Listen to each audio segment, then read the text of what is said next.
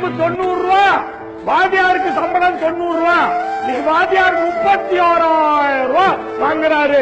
ஏன் கரும்பு 2300, 1970 40 ரூபா தான் 60 கிலோ நெல்லு. அன்னைக்கு எம்எல்ஏ சம்பளம் 250, இன்னைக்கு எம்எல்ஏ 55,000 வாங்குறாரு. 220 மடங்கு ஏறிச்சு. 40 ரூபாய் நெல்லு இன்னைக்கு 880 தான். அது வாங்க நாதி இல்ல.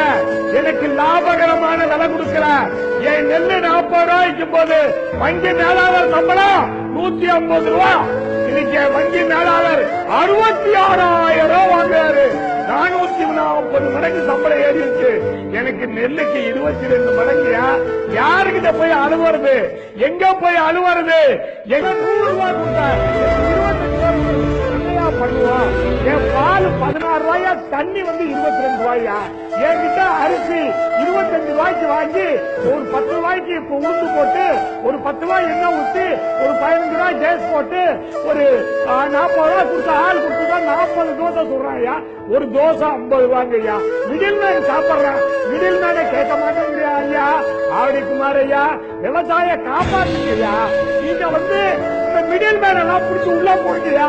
தக்காளி 30 ரூபாய்க்கு வாங்குறாயா, 100 ரூபாய்க்கு விற்கிறான். மிடில் மேனை விட்டுறீங்களே, விட்டுட்டு விவசாய பாவம் அவன் என்னதான்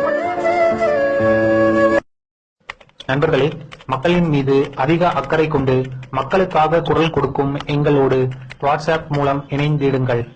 எங்கள் வாட்ஸ்அப் எண்ணிற்கு Download Moj.